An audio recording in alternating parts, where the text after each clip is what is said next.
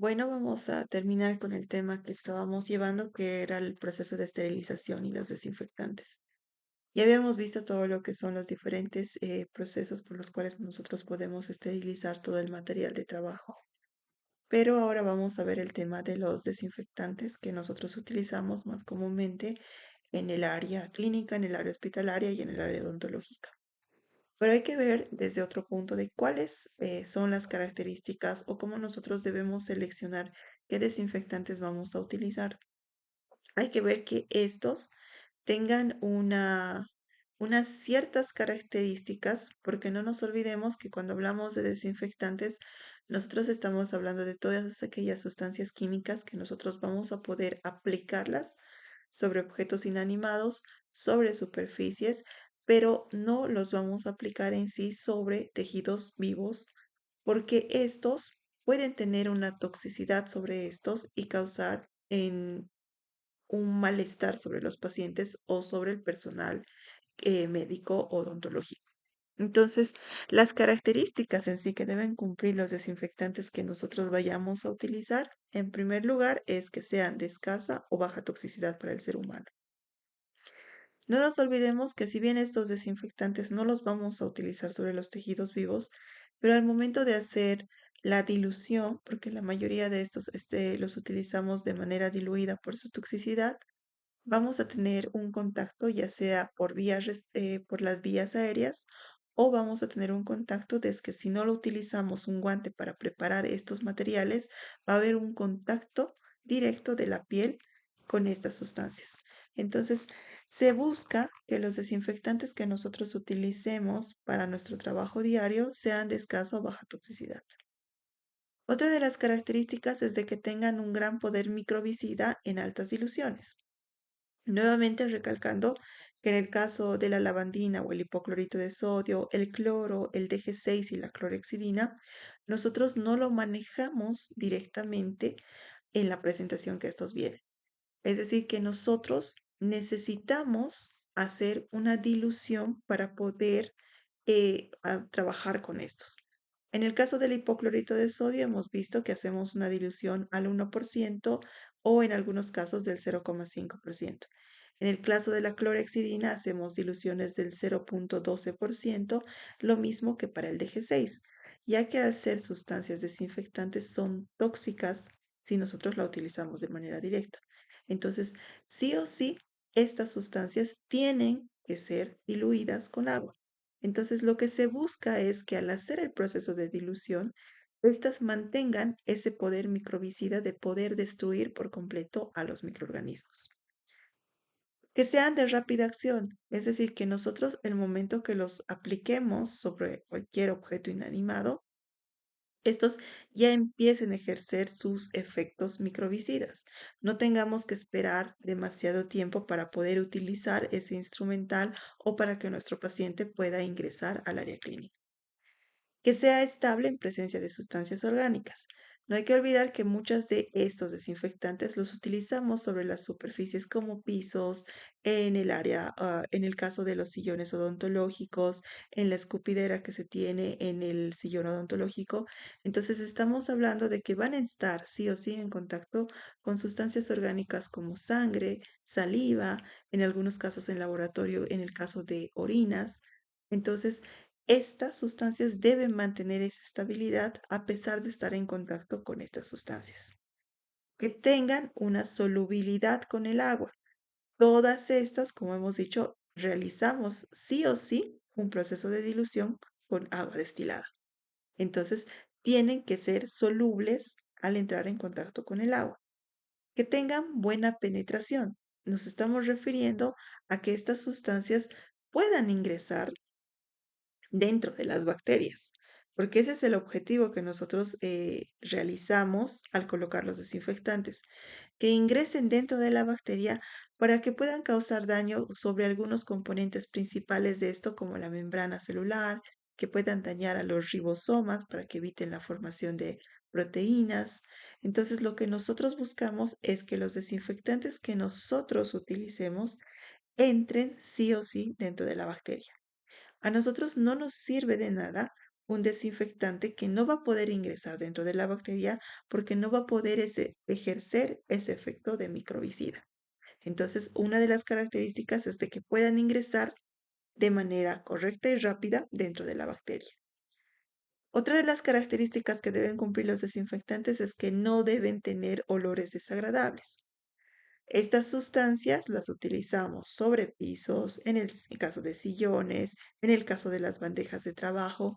Entonces es importante que no tengan ese olor desagradable que pueda causar malestar sobre mis pacientes o sobre mí al momento de trabajar. Que no dañen la ropa ni los utensilios. Como son desinfectantes, la mayoría de estas sustancias los aplicamos incluso para la limpieza o la desinfección de la ropa de trabajo diario, sobre las pijamas, sobre las batas. Entonces, hay que ver que el desinfectante que nosotros utilicemos no vaya a dañar la ropa, no cause un proceso de decoloración. Lo mismo sobre los utensilios o sobre mi instrumental. Yo tengo que garantizar que ese desinfectante que yo estoy utilizando no va a producir la oxidación o el cambio de color en el caso de mi instrumental. Entonces, vamos a ver que existen diferentes desinfectantes que se utilizan o pueden utilizarse en el área odontológica. Pero primero debemos ver cuáles son los mecanismos de acción que realizan estos desinfectantes sobre la bacteria o sobre los microorganismos. Uno de los mecanismos de acción más principal que realiza la bacteria, el desinfectante sobre la bacteria, es la desnaturalización de las proteínas. Habíamos visto que existen algunos componentes que son principales o que cumplen funciones primordiales para la bacteria. El caso de los ribosomas, que necesariamente realiza la formación o la síntesis de proteínas. Y las proteínas son estructuras principales para la subsistencia de las bacterias porque estas sustancias o estas proteínas forman parte en sí de casi toda la bacteria. Los podemos encontrar en la membrana o como porinas o como canales para que puedan introducir ciertas sustancias. Hemos visto que también tenemos en el caso de la pared bacteriana como la alanina, que son parte de la formación de los puentes peptídicos para la formación de toda la estructura del peptidoglicano. También tenemos algunas proporciones de proteínas que están en el citoplasma cumpliendo otro tipo de funciones. Entonces, las proteínas son sustancias primordiales para la bacteria para que ésta pueda subsistir por mucho tiempo y para que también pueda dar origen a nuevas células hijas. Entonces, los desinfectantes o la creación de los desinfectantes se ha visto que pueden realizar el daño sobre estas proteínas. Ya habíamos visto que esta desnaturalización de las proteínas también ocurría en procesos como la esterilización, en la pasteurización, en procesos como procesos como el aplicar calor sobre los diferentes instrumentos para que pueda producirse la destrucción de la bacteria. Entonces, cuando nosotros tenemos una bacteria que está funcionando correctamente, va a tener un ribosoma que va a empezar a generar proteínas normales que van a cumplir una función para la cual fueron diseñadas, pero puede existir un proceso que nosotros llamamos como desnaturalización. Cuando aplicamos o hacemos cambios de pH, producimos cambios de temperatura o de solubilidad, lo que va a producir, como ustedes pueden ver en la imagen, que cuando nosotros tengamos una proteína normal que está formada en toda su estructura, de manera súper enrollada, cumpliendo la función para la cual fue diseñada, y nosotros realizamos cambios en algunos componentes de la bacteria, esta puede producir un proceso de desnaturalización y por tanto la proteína va a perder toda su estructura por la cual fue creada y por tanto se vuelve en una proteína que ya no cumple el proceso por el cual fue diseñada, ya no cumple ese objetivo, ya no nos sirve una proteína desnaturalizada y por tanto la bacteria va a empezar a morir. Entonces los desinfectantes, al igual que en los procesos de esterilización, cumplen esta función de desnaturalización o de dañar a la proteína, por tanto, se va a ir destruyendo a la bacteria. El segundo mecanismo de acción que se produce por medio de los desinfectantes es la lesión de la membrana celular. Hemos visto que la membrana celular es uno de los componentes o es una de las partes primordiales o esenciales de una bacteria. Es decir, la membrana celular cumple funciones como ser una puerta que va a permitir el ingreso de nutrientes para la bacteria y también va a permitir que puedan salir algunos componentes tóxicos, puede eliminar los desechos de la bacteria. Pero no solamente eso, hemos visto que en el caso de las bacterias, la membrana celular cumple una de las funciones más principales, que es la generación de energía por medio de la respiración celular. Es decir, la membrana celular va a tener toda la maquinaria principal para realizar procesos de óxido de reducción y que se genere ATP o adenosintrifosfato, que es la energía que utiliza la bacteria. Por tanto, si nosotros hemos diseñado un desinfectante y queremos destruir a esta bacteria, entonces vamos a ir a producir una lesión en la membrana celular. Es decir, vamos a dañar este componente principal de la bacteria y por tanto la bacteria no va a poder subsistir y necesariamente va a morir. Ese es otro de los mecanismos de acción que tienen los desinfectantes. El tercer mecanismo de acción que van a tener es que eliminan grupos sulfidrilo libre. Ya les había mostrado que en el caso de las estructuras de casi todos los componentes o de todas las sustancias que nosotros tenemos en, en el medio ambiente, estaba formado en base a carbón, hidrógeno, oxígeno, nitrógeno, pero también hay uno de los componentes principales que es el sulfidrilo. Como ustedes pueden ver en la imagen, esos son los grupos funcionales que se necesitan para generar nuevas estructuras químicas. Dentro de estos grupos funcionales necesarios tenemos el grupo sulfidrilo o que tiene la función del tiol. Estos sulfidrilos lo que hacen es formar parte de las estructuras, ya sea de proteínas o del material genético.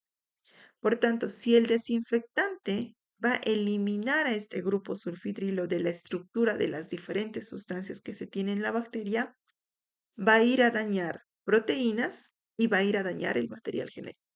Entonces, por ende, las bacterias van a empezar a morir, porque hemos visto que también, tanto con las proteínas, que son componentes esenciales para una bacteria, también el material genético hemos visto que era un componente esencial que tiene que estar necesariamente en la bacteria para que ésta pueda subsistir. Por tanto, si un desinfectante elimina solamente esta estructura o este grupo sulfidrilo libre, no va a haber formación de nuevas estructuras químicas y la bacteria va a entrar en un proceso de muerte porque no va a poder generar o no va a poder duplicarse para generar nuevas células hijas. Entonces, ese es otro de los mecanismos de acción que tienen los desinfectantes. El último mecanismo de acción que van a tener estos es lo que nosotros conocemos como el antagonismo químico.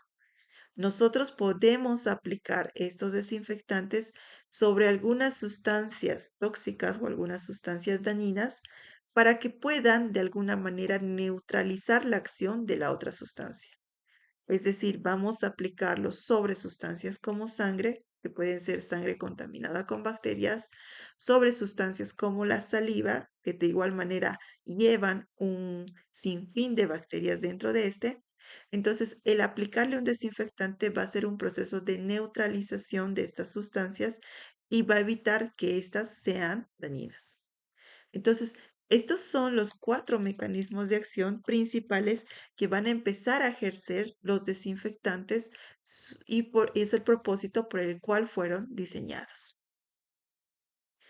Ahora vamos a ver cuáles son los desinfectantes que comúnmente nosotros utilizamos en nuestro trabajo diario. Uno de los más comunes que ustedes conocen es el alcohol, pero no se olviden que estamos hablando en este caso del alcohol al 70%. Porque este alcohol está, o para su formación o su dilución se le ha aplicado agua. Y el agua es una sustancia que va a permitir que el alcohol pueda penetrar, pueda ingresar dentro de la bacteria y pueda ir a dañar o lesionar membrana celular. Cuando nosotros hablamos del alcohol al 70%, ya les había explicado que este alcohol al 70% casi no lleva en su dilución agua. Es un alcohol mucho más puro y por tanto, al ser un alcohol mucho más puro, se va a evaporar más rápidamente y no va a poder ingresar dentro de la bacteria porque no tiene agua. Entonces, esa es la desventaja que se tiene frente al alcohol al 96%. Cuando ustedes quieren realizar la muerte de la bacteria, utilicen alcohol al 70% o como etanol o alcohol etílico, que son sus sinónimos. ¿Ya?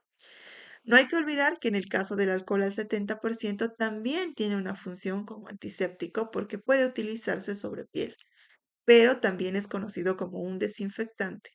Muchas de las sustancias químicas que se utilizan en la actualidad, tanto para el área odontológica, tienen estas dos funciones de ser antisépticos y de ser desinfectantes.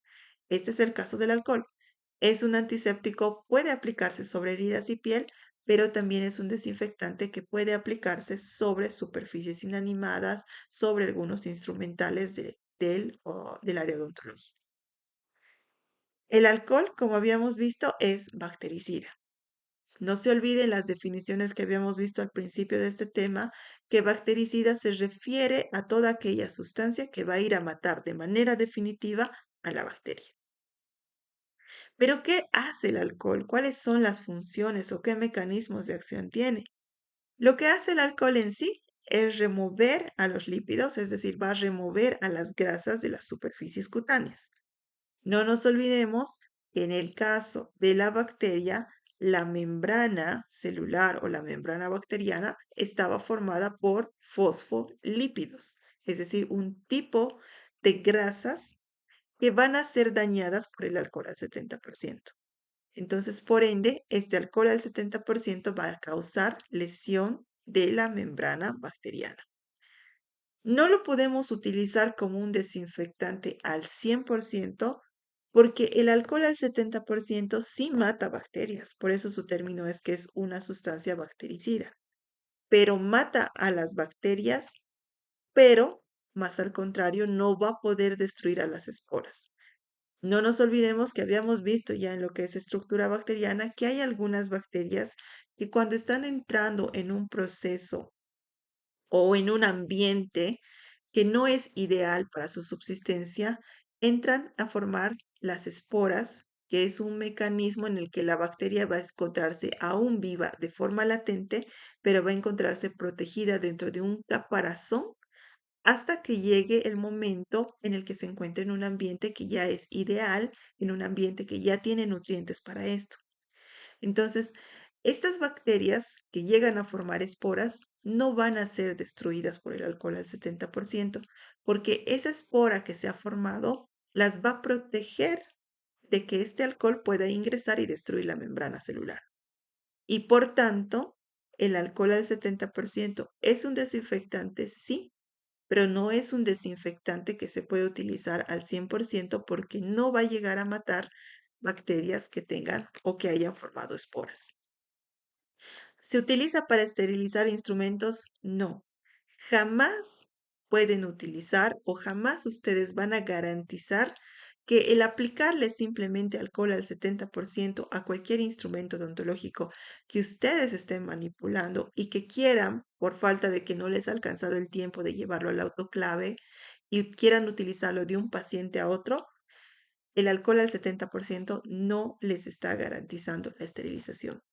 Es un desinfectante, pero no un desinfectante al 100% porque no destruye a todas las bacterias en sí y no se realiza esterilización de instrumentos odontológicos con alcohol.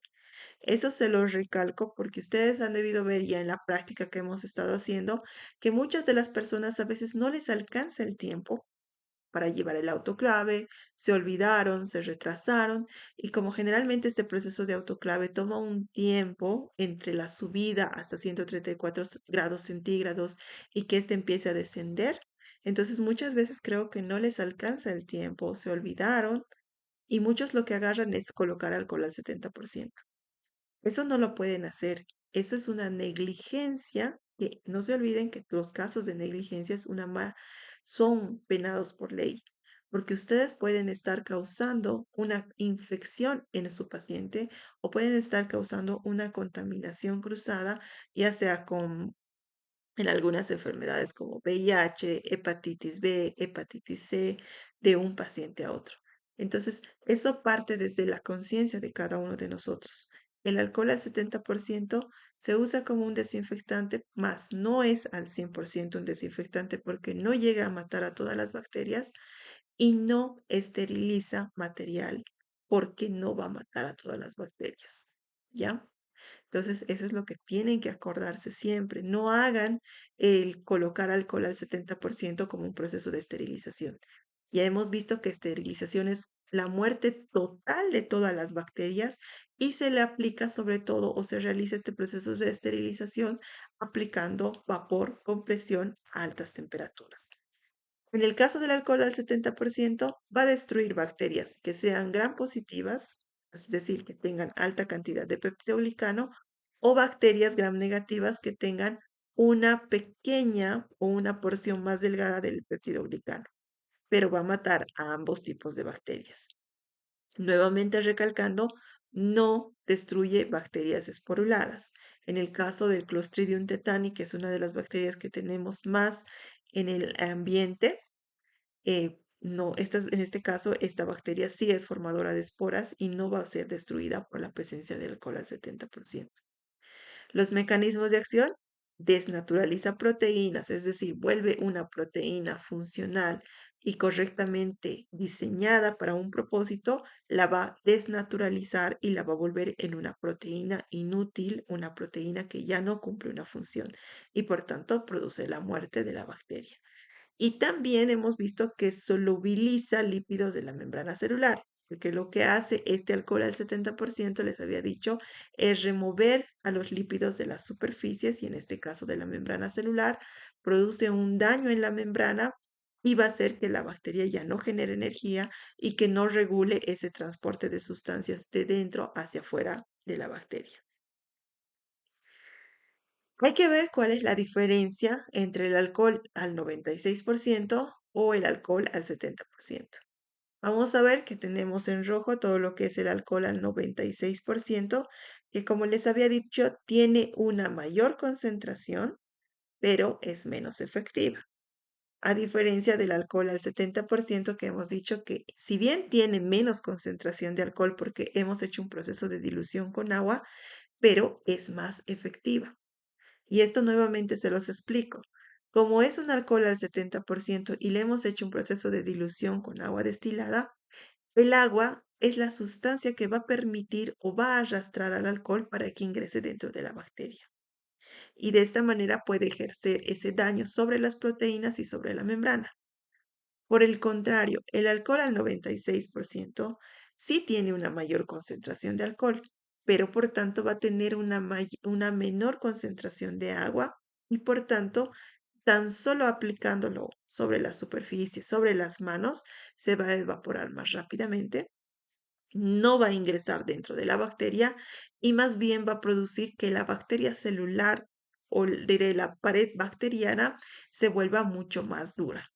Entonces, el alcohol al 96% tiene un proceso más bien de fijación. Va a fijar a que la bacteria se quede por mucho más tiempo sobre las superficies o sobre la piel. Entonces, cuando ustedes utilicen, no se olviden, alcohol al 70%. Otra de las características entre estos dos es que como es alcohol al 96% con una mayor concentración de alcohol, este se va a evaporar mucho más rápido y el alcohol al 70% se evapora más lentamente. Entonces, esto es el proceso por el cual se le va a dar más tiempo a que esta sustancia pueda estar sobre las superficies y pueda matar a las bacterias.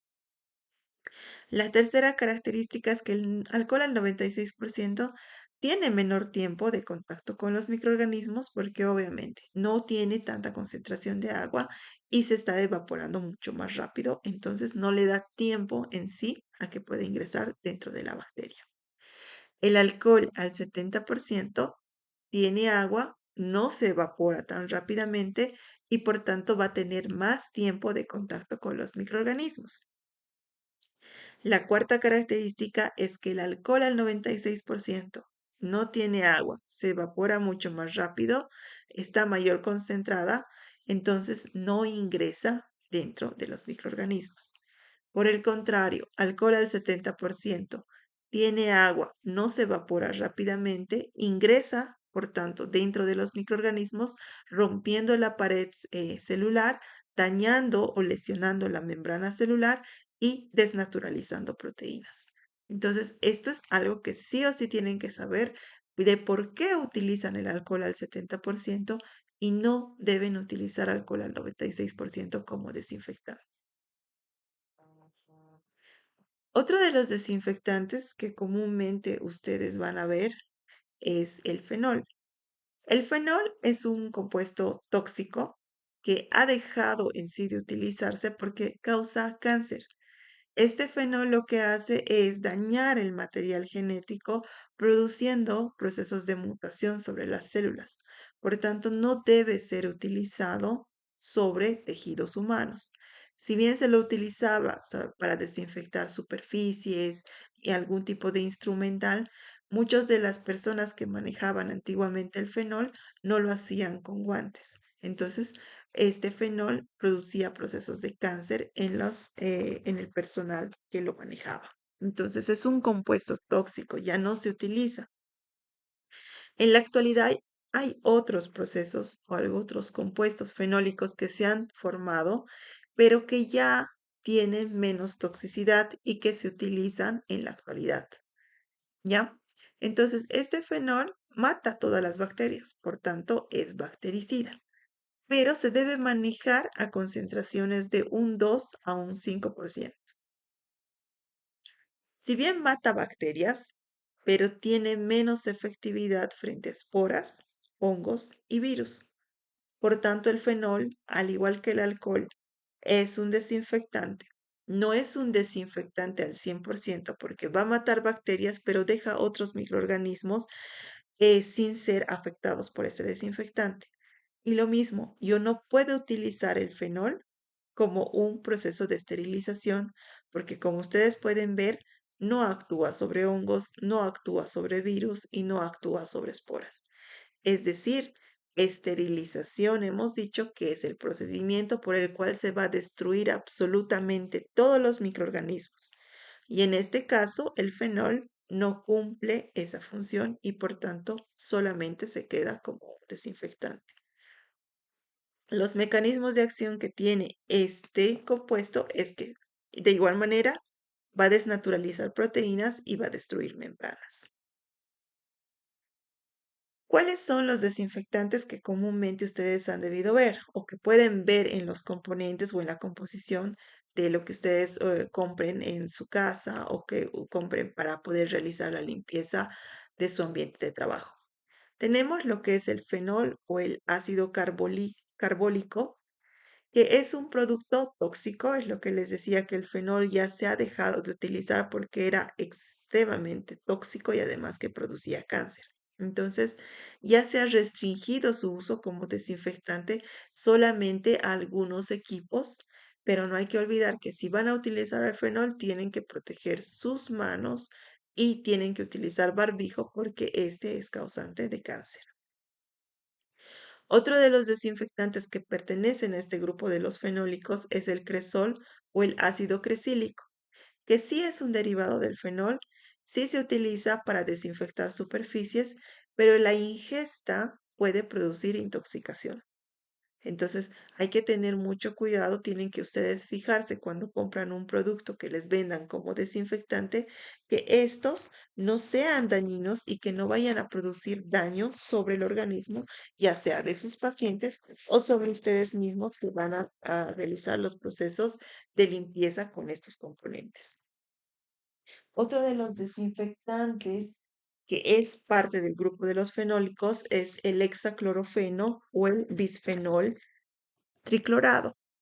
Este no es bactericida, es bacteriostático. Lo que decíamos que bacteriostático es el término que aplicamos a todas aquellas sustancias que nosotros vamos a poder utilizar para evitar que la bacteria siga produciendo su proceso de duplicación bacteriana. Pero el momento en el que nosotros retiremos esa sustancia, la bacteria nuevamente va a empezar a duplicarse o a multiplicarse generando nuevas bacterias hijas. El bisfenol triclorado es tóxico, por lo cual también ha dejado de utilizarse. Otro de los componentes del grupo de los fenólicos es el clorosileno, que son bactericidas, es decir, van a matar a la bacteria. Se utiliza más diariamente en lo que es los quirófanos por su actividad bactericida y que tiene una actividad ideal, pero que esta actividad bactericida va a empezar a disminuir cuando se encuentra en contacto con materia orgánica, ya sea sangre, saliva, orina. Entonces, eso le quita o le resta puntos para que el cloroxileno sea una sustancia o un desinfectante ideal. Porque habíamos visto que dentro de las características estas no deberían estar inhibidas por la presencia de materia orgánica, pero en este caso el clorosileno sí. Otro de los componentes o sustancias que pertenecen al grupo de los desinfectantes fenólicos es el triclosan.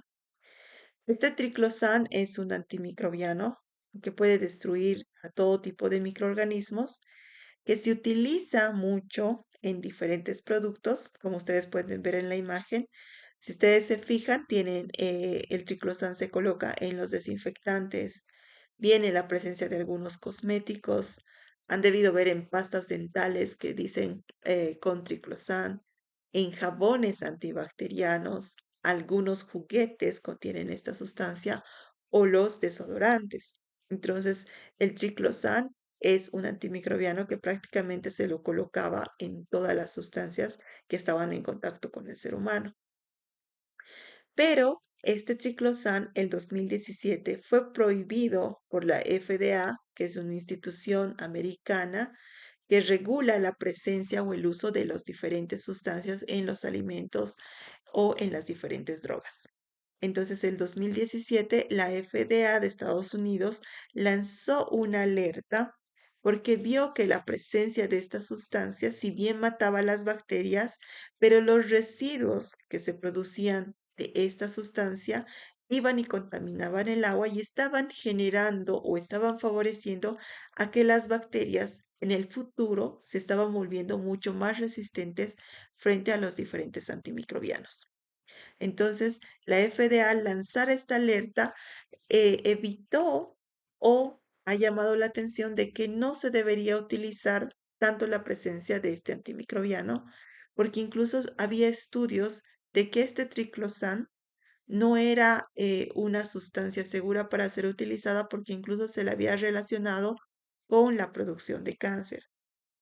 Ustedes han debido escuchar de lo que es el aceite Johnson o los shampoos Johnson. Esta marca Johnson lo que hacía era utilizar el triclosan y no se ha verificado exactamente, pero sí se sospechaba que la presencia de esta sustancia era el efecto que o era el que provocaba, se había visto el aumento de cáncer al utilizar estos productos. Entonces, hasta el momento no se tiene identificada si el triclosan es causante de cáncer, pero sí está prohibido mucho o se tiene que disminuir su uso porque sí está verificado que este triclosan es causante de que hayan aumentado la presencia de resistencia o bacterias que se hayan vuelto mucho más resistentes a los antimicrobianos, porque como ustedes lo pueden ver, prácticamente se la utilizaba para todo. Incluso ustedes van a buscar, algunos deben tener algunas pastas dentales que vienen con triclosan, en los desodorantes, se utiliza aún en jabones antibacterianos que se utilizan o están destinados sobre todo para quirófano. Y dentro de este grupo, igual ustedes van a ver lo que es el lisoform, que muchos me han indicado que utilizan lisoform, le colocan sobre sus instrumentos, al ambiente, al sillón odontológico. Y el lisoform es parte de este grupo, sí está compuesto por un fenilfenol que tiene ese efecto de desinfectante, pero no se olviden que también no garantiza en sí los desinfectantes la muerte de todos los microorganismos porque no va a actuar sobre hongos, virus ni sobre aquellas bacterias que tengan esporas. Luego vamos a ver que hay otros desinfectantes que nosotros conocemos como iones de metales pesados. En este caso, hay algunos metales que se utilizan como sustancias bactericidas.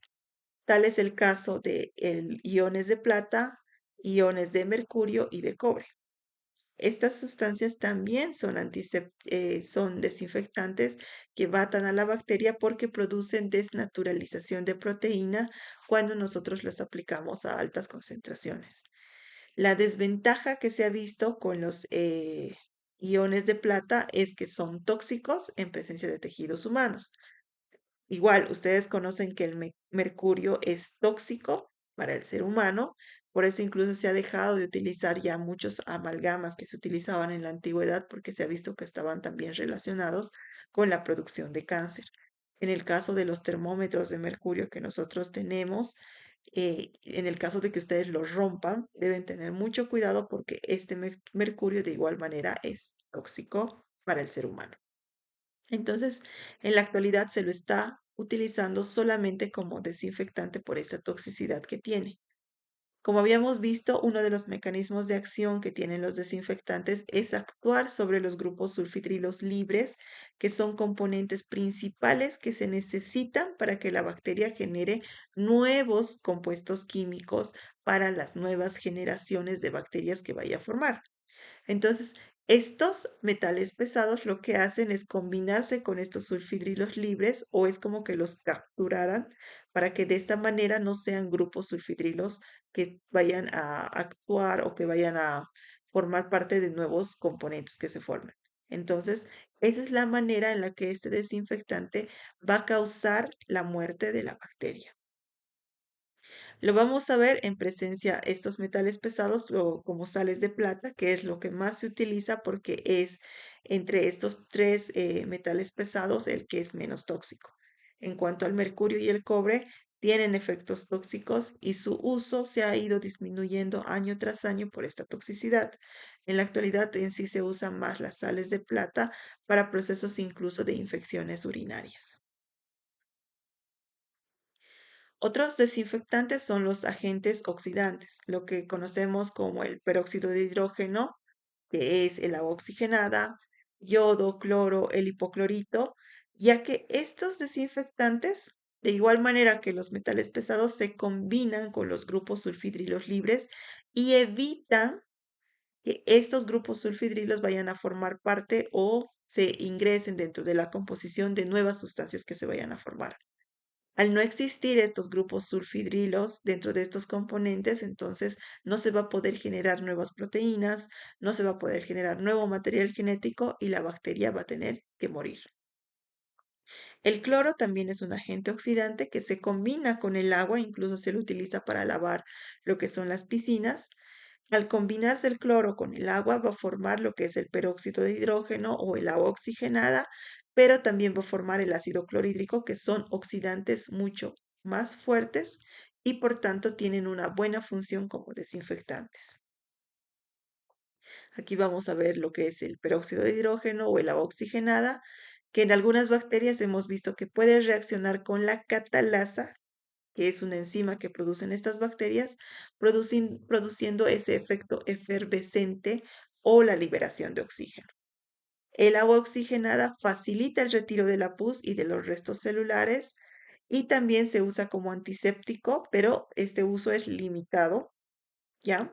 Porque no va a matar de igual manera todas las bacterias, solamente baja la carga bacteriana y se ha visto que se lo utiliza más como desinfectante de instrumental odontológico.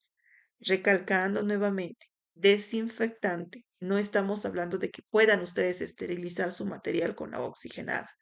Eso solamente lo van a poder realizar o lo van a poder garantizar utilizando el autoclave. Otro agente oxidante, habíamos hablado de lo que es el hipoclorito de sodio o la lavandina que utilizamos al 1%, que esta sustancia mata a la mayoría de las bacterias, pero lo mismo que los otros desinfectantes, no tiene acción sobre bacterias que formen esporas. ni hongos ni protozoarios. Entonces, no pueden utilizar hipoclorito de sodio al 1% como como esterilización. Es decir, si ustedes no autoclavaron su material, el hipoclorito de sodio no les garantiza que al producir un remojo o lavarla con hipoclorito de sodio esté matando a todas las bacterias. Están quedando esporas, están quedando hongos y protozoarios y pueden ustedes estar produciendo un proceso de infección si no han esterilizado su material. El hipoclorito de sodio no les garantiza nada. Este hipoclorito de sodio se utiliza sobre todo para limpieza de superficies, para descontaminación de superficies con sangre, heces, saliva y orinas. También se utiliza para desinfectar desechos médicos previos a la eliminación. No hay que olvidar que nosotros no podemos botar el material directamente para que lo recojan la empresa de EMSA. Hay que proteger al personal que trabaja en EMSA de que estos no vayan a contaminarse con aquellas sustancias que ustedes están desechando. Entonces, antes de desechar, apliquen el hipoclorito de sodio sobre algunos elementos que ustedes quieran botar o algunas como las jeringas o las gasas que estén con sangre, hay que desinfectarlas antes de hacer el depósito final para que lo recoja la empresa de limpieza. Y también este hipoclorito de sodio se utiliza para los tratamientos dentales, pero a una dilución mucho mayor para evitar ese proceso tóxico en el paciente. Lo que les había preguntado a muchos es cómo hacen el proceso de dilución, cómo diluyen o cómo preparan la lavandina para que ustedes puedan trabajarlo. Porque muchos de ustedes me dijeron, sí, utilizamos lavandina al 1%, utilizamos lavandina al 0,5%, pero la pregunta es cómo lo hacen. Ahí nadie me ha respondido cómo van a preparar esta lavandina. Entonces, muchos me decían, no, ya no los venden preparadas. Otros se quedaban callados y yo les decía, entonces, ¿cómo lo hacen? Echan un chorro de lavandina, un chorro de agua y ya. Entonces es importante que ustedes, dentro de su protocolo, sepan preparar el hipoclorito de sodio de acuerdo incluso con la marca de lavandina que ustedes compren, porque ustedes van a ir a ver las lavandinas que tienen en su casa o las que compren vienen a diferentes concentraciones. Lo que es lavandina Ola, el X5 y otros tipos de lavandinas que hay en el mercado vienen a diferentes concentraciones. Entonces ustedes tienen que saber preparar su lavandina para garantizar que ustedes están realizando una correcta desinfección. Porque si ustedes utilizan la lavandina al tanteo, puede que le coloquen mayor cantidad de agua, entonces no están desinfectando correctamente. O si le colocan mayor cantidad de lavandina, van a producir un daño a su instrumental porque van a hacer que éste se oxide. Entonces, cuando ustedes compren la lavandina, fíjense la concentración con la que viene. En este caso les voy a dar uno que está a 65 gramos. ¿Qué quiere decir que esté a 65 gramos? Que tiene el 6,5% de concentración. Entonces, yo necesito que esta lavandina, que yo la tenga al 6,5% de concentración, la tengo que convertir en una lavandina al 1%, que es lo que yo necesito. Entonces, aplicábamos una fórmula que ya les había explicado, que es concentración 1 por volumen 1, que es igual a concentración 2 por volumen 2. Entonces, hacíamos un cálculo dividiendo, en este caso hacemos 6,5, que es la concentración 1, por X, porque yo no sé cuál es mi volumen 1 que voy a utilizar de esta lavandina para convertirla en un hipoclorito al 1%. En el caso de la concentración 2, va a ser la concentración a la cual yo deseo convertir la lavandina, que en este caso va a ser al 1%, y el volumen 2 va a ser el volumen que yo quiera preparar. Si quiero preparar 1 litro de lavandina, si quiero preparar 100 mililitros. Entonces vamos a hacer ese cálculo de 1% por 1000, en este caso, que es el 1 litro que yo quiero preparar de ml, y voy a hacer el despeje del volumen 1, que va a ser volumen 1 igual a concentración 2 por volumen 2 dividido entre la concentración 1 de mi lavandina, que es 6,5. Entonces hacemos ese cálculo como ya les he mostrado en la práctica y vamos a obtener en este caso un valor de 153,8. Vamos a hacer el redondeo y va a decir que yo necesito 154 ml de lavandina y tengo que diluirlo o enrasarlo con hasta 1 litro de agua para que yo tenga una lavandina al 1%. Entonces, este cálculo ya les he mostrado en la parte práctica cómo se hace. Lo mismo se puede aplicar para preparar lavandín, alcohol al 70% partiendo de un alcohol al 96%. Entonces, esta es la fórmula que les va a servir a ustedes para que puedan preparar correctamente la lavandina. Ahora, otro de los desinfectantes que se utiliza en el área hospitalaria son los agentes alquilantes. En este caso nos estamos refiriendo a sustancias como el óxido de etileno o la formalina, que lo que hacen es reemplazar a los átomos de hidrógeno y se pueden utilizar o se tienen que utilizar necesariamente en cámaras especiales. Como ustedes pueden ver en la foto, este óxido de etileno son como las gases lacrimógenos. Son extremadamente tóxicos que no se los puede utilizar en cualquier ambiente. Necesariamente tenemos que tener una cámara especial, es un ambiente cerrado donde vamos a acomodar todo el material que no pueda ingresar a lo que son el autoclave, es decir, estamos hablando de material de plástico que no ingresa porque por la alta temperatura en el autoclave va a producir una deformación o una destrucción de este material. Pero necesitamos realizar la desinfección de ciertos materiales de plástico que no son desechables. Entonces, acomodamos dentro de una habitación cerrada todo el material que queremos desinfectar y agarramos estos gases de óxido de etileno, los abrimos y los colocamos dentro de la habitación y se cierra por completo la habitación. Este gas de óxido de etileno, al ser extremadamente tóxico y al ser un gas, va a poder ingresar por todas las superficies o por todo el material que se quiera desinfectar, ¿ya?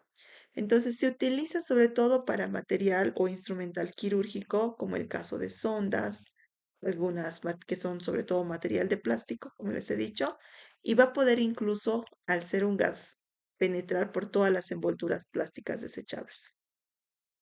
¿Se utiliza en los hospitales el óxido de etileno? Sí, porque hay mucho material de plástico que no vamos a poder ingresar al autoclave, pero hay que tener en cuenta que es extremadamente tóxico y está muy relacionado el óxido de etileno con la formación del cáncer. Entonces, no todos los hospitales utilizan este material, se está tratando de disminuir y en la actualidad por eso igual ya se utilizan más material desechable para no estar desinfectando algunos materiales como se hacía antes, que se tenían jeringas que no eran desechables y tenían sí o sí que desinfectarse para utilizar entre un paciente y otro. Por eso es que han empezado a surgir ya mucho material desechable para evitar o disminuir el uso del óxido de etileno. Como les había dicho, este óxido de etileno está relacionado con el cáncer porque lo que hace es dañar el material genético.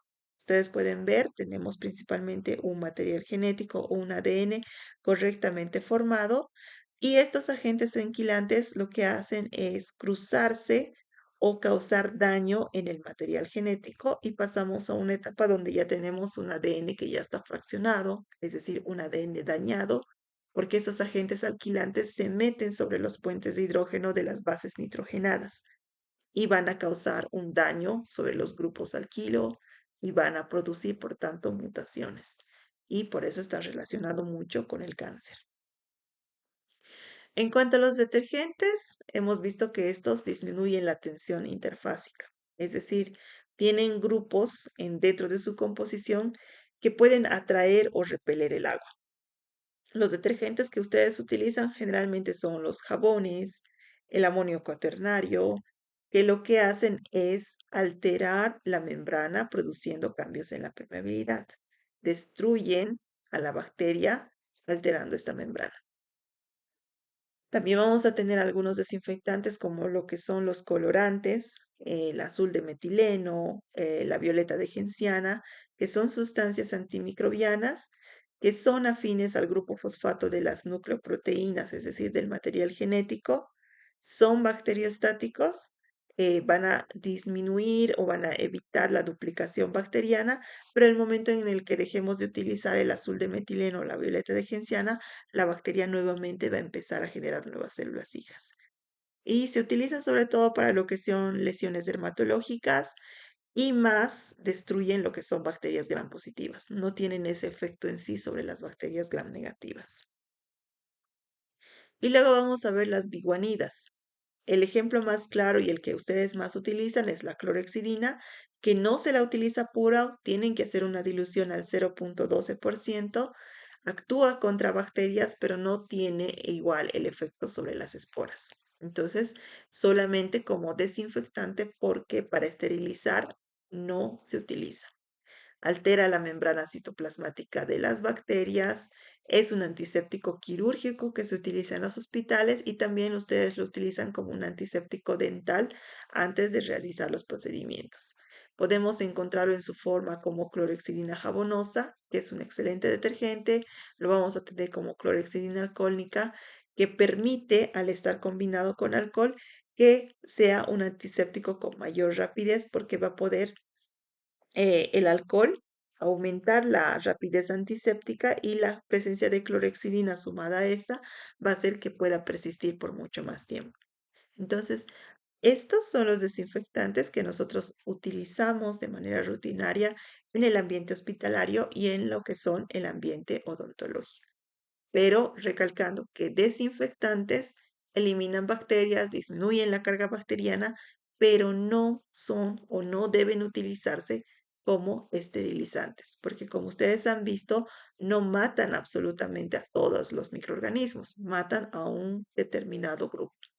Entonces, es para conciencia de ustedes que sí o sí, entre paciente y paciente, tienen que realizar el proceso de esterilización. No se olviden que ustedes al manipular el material lo que hacen es que haya desprendimiento de sangre, desprendimiento de saliva.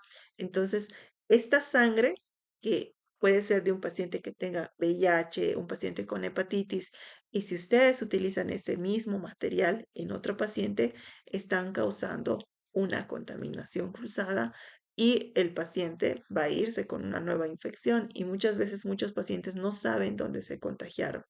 Entonces es para conciencia de cada uno de ustedes que tienen que esterilizar su material. No es simplemente aplicar los desinfectantes porque esto no les garantiza que no estén produciendo una infección entre un paciente y otro. Entonces, con eso estaríamos terminando lo que ya es esterilización y desinfección.